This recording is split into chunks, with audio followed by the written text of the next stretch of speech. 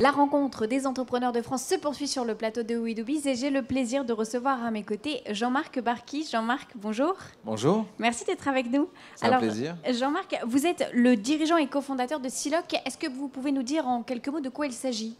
Alors Siloc, c'est le petit pousset de la fabrication de colle industrielle en Europe. On fait partie des entreprises les plus modestes, mais pas forcément celles qui innovent le moins. Et en tout cas, on a cette particularité d'avoir 20% de notre effectif en R&D et on investit 10% du chiffre d'affaires chaque année.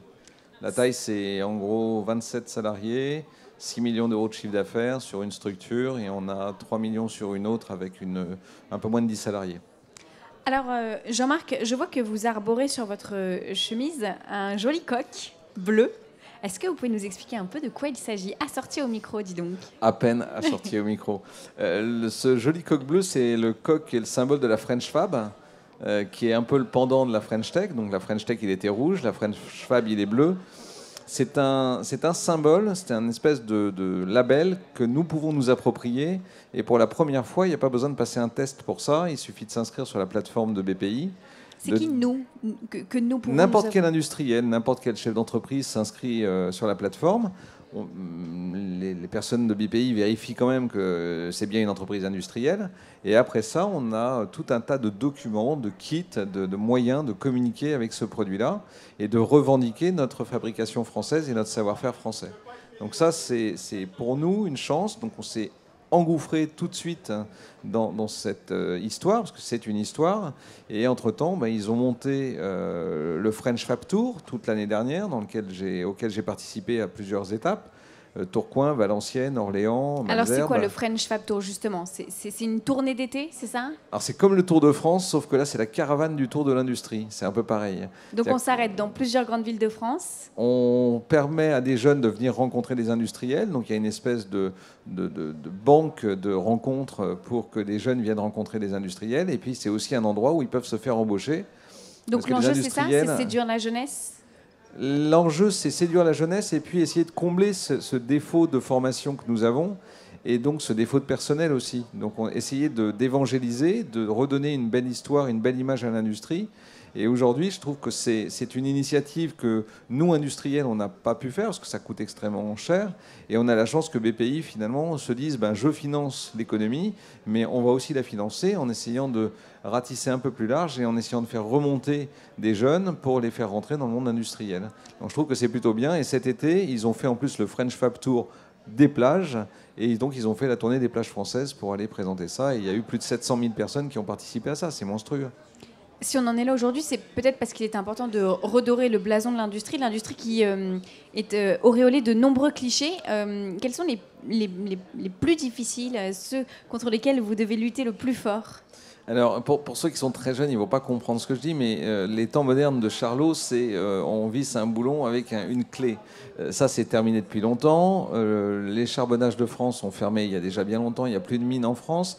L'industrie, c'est plus Zola. C'est pas un environnement hostile. C'est pas un environnement moche. C'est pas un environnement dangereux. C'est un environnement dangereux comme plein d'autres environnements, comme de prendre sa voiture ou comme de rouler à vélo à sens contraire dans une rue. L'industrie, c'est avant tout des histoires, c'est la fabrication d'un produit, c'est la fabrication d'un logiciel, c'est mettre des gens autour d'un vrai projet pour faire sortir quelque chose de magique. Nous, on fabrique de la colle, mais ce n'est pas tant de la colle que nous fabriquons. On fabrique des solutions de collage pour que les clients qui fabriquent des poulets puissent conditionner les poulets dans des cartons qui tiennent. C'est des gens qui fabriquent du vin ou du spiritueux et qui devront le conditionner pour que ça tienne bien et que les étiquettes sur les bouteilles soient jolies, etc., etc. Donc il y a toujours une histoire derrière un produit que l'on fabrique. Vous portez beaucoup de casquettes, Jean-Marc. Avec laquelle vous êtes venu ici ? Est-ce que c'est celle du dirigeant d'entreprise ? Est-ce que c'est celle du membre de la French Fab Tour ? Est-ce que c'est celle d'auteur, peut-être ? Qu'est-ce qui vous amène à la REF 2019 ? J'ai plus de veste sur moi, mais j'aurais pu ouvrir la veste de chaque côté en disant voilà les différentes casquettes. Ça, c'est pour l'anecdote. La réalité, c'est qu'on est avant tout des citoyens du monde. Et je pense que quand on vient à la REF ou aux universités anciennes du MEDEF, on vient écouter énormément de gens. Il y a beaucoup d'intervenants. Il y a des profils extrêmement différents. Moi, j'ai été marqué hier par ce chef indien, dernier chef indien d'Amazonie. Ça paraît anecdotique. C'est pas ça qui est anecdotique. Ce qui est intéressant, c'est à quoi ça nous renvoie. à quelle valeur ça nous renvoie, à quelle philosophie, à quel esprit ça nous envoie, quel type de spiritualité ça peut nous permettre de toucher.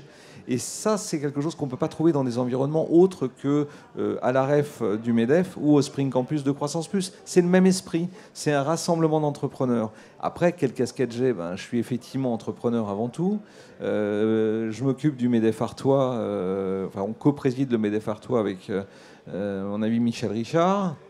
Voilà, après c'est conseiller du commerce extérieur, il y a plein de casquettes, mais c'est pas tellement ça qui est important, sinon on fait une batterie de biographie, je crois que ça n'a pas beaucoup de sens. Ce qui est important, c'est de dire qu'on vient là pour repartir plus riche, avec de nouvelles idées, et pour être encore meilleur, et pour pouvoir éclairer un peu plus de monde sur l'extérieur, sachant que moi, mon dada, c'est quand même, et je peux le dire parce qu'on est à Longchamp, c'est quand même de faire en sorte de donner envie aux jeunes de rentrer dans des aventures et de ne pas avoir peur. Et un peu ce que disait Jean-Paul II, quoi. N'ayez pas peur, venez nous voir, venez visiter l'entreprise, les portes sont ouvertes tout le temps.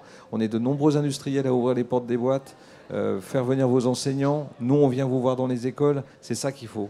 Et ça, c'est franchement, c'est un plaisir et un bonheur incroyable, quoi. J'y prends un plaisir énorme et j'ai une certaine émotion. Merci beaucoup Jean-Marc d'être venu partager votre enthousiasme et votre expérience sur le plateau de We Do Biz. Merci infiniment, c'est un plaisir.